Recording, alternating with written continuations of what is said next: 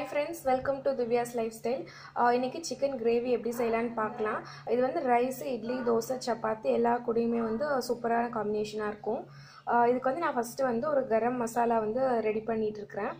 இதுக்கு வந்து பாத்தீங்கன்னா இந்த மிக்ஸி ஜார்ல வந்து ஒரு 4 டீஸ்பூன் வந்து மல்லி, 4 வரமிளகாய், கூடவே வந்து ஒரு 1/2 ஸ்பூன் வந்து மிளகு, சீரகம், சோம்பு, ஒரு 1/2 இன்ச் வந்து பட்டை, 4 கிராம்பு, ஒரு பிரிஞ்சி இலை வந்து சின்னதாக கட் பண்ணி போட்டு இது எல்லாத்தையுமே வறுத்துட்டு ட்ரையாக ரோஸ்ட் பண்ணிவிட்டு அந்த மிக்ஸி ஜாரில் சேர்த்துருக்குறேன். இது வந்து பார்த்தீங்கன்னா ஃபஸ்ட்டு வந்துட்டு இது எல்லாமே ட்ரையாக நல்லா பவுடர் பண்ணி எடுத்துக்கோங்க. நல்லா பவுடர் ஆனதுக்கப்புறமா வந்துட்டு கொஞ்சமாக தண்ணி சேர்த்துட்டு நல்லா பேஸ்ட்டாக அரைச்சி எடுத்துக்கலாம். இந்த கரம் மசாலா எல்லாமே வந்துட்டு நான் பவுடர் பண்ணி எடுத்துக்கிட்டேன். பவுடர் பண்ணி எடுத்ததுக்கப்புறமா கொஞ்சமாக தண்ணி சேர்த்துட்டு பேஸ்ட் மாதிரி அரைச்சி எடுத்திருக்கேன். உங்களுக்கு பார்த்தீங்கன்னா நல்லா தெரியும், கலரு அதோட மனம் எல்லாமே சூப்பராக இருக்குது. இந்த மாதிரி நீங்கள் ஃப்ரெஷ்ஷாக அரைச்சிட்டு வந்துட்டு நீங்கள் கிரேவியில் சேர்க்கும் போது டேஸ்ட் வந்து பார்த்தீங்கன்னா சூப்பராக கிடைக்கும். 1/2 kg சிக்கன் எடுத்திருக்கேன். அதுக்கு வந்து ஒரு 6-7 பல்லு பூண்டு, ஒரு 1 இன்ச் வந்து இஞ்சி, இதை வந்து ரெண்டையும் போட்டு பேஸ்ட் பண்ணி எடுத்துக்கலாம். அப்புறம் வந்துட்டு ஒரு 250 கிராம்ஸ்க்கு வந்து நான் சின்ன வெங்காயம் வந்து உரிச்சிட்டு கட் பண்ணி நல்லா பொடிசாக கட் பண்ணி எடுத்துருக்கிறேன். கூடவே வந்து 3 மீடியம் சைஸ் தக்காளியும் கட் பண்ணி எடுத்துருக்கேன்.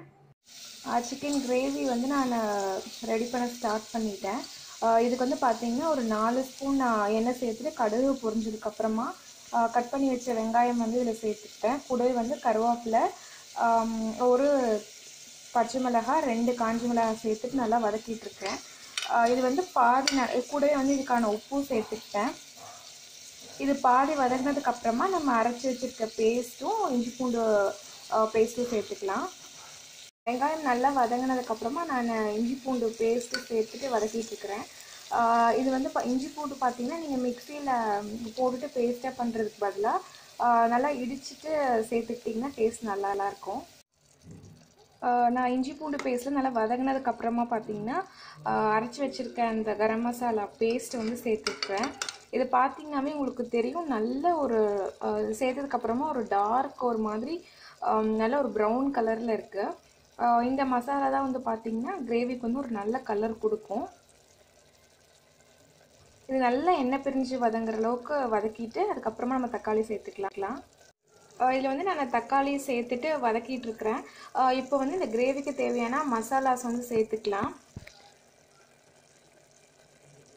1/2 ஸ்பூன் வந்து மஞ்சள் தூள், 1 ஸ்பூன் வந்து டேஸ்ட்டுக்காக நான் வந்துட்டு சிக்கன் மசாலா சேர்த்துருக்குறேன். ஒரு 1.5 ஸ்பூன் பக்கமாக சேர்த்துக்கோங்க.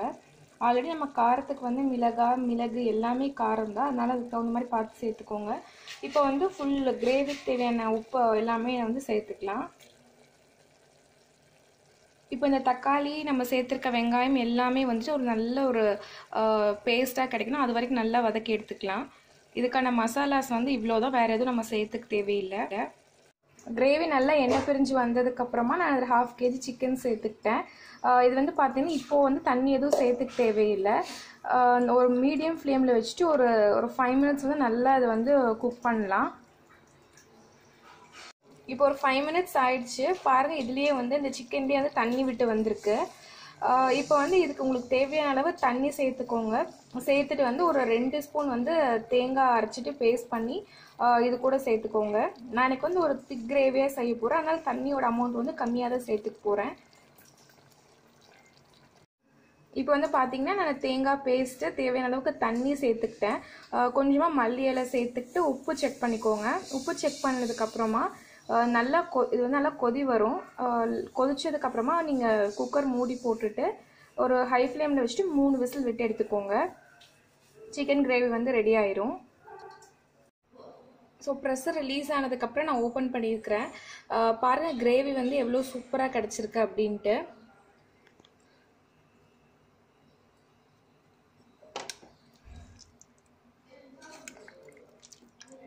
நல்லா அந்த கலர் பாருங்கள், நல்ல ஒரு ப்ரௌன் கலரில் கிடச்சிருக்கு.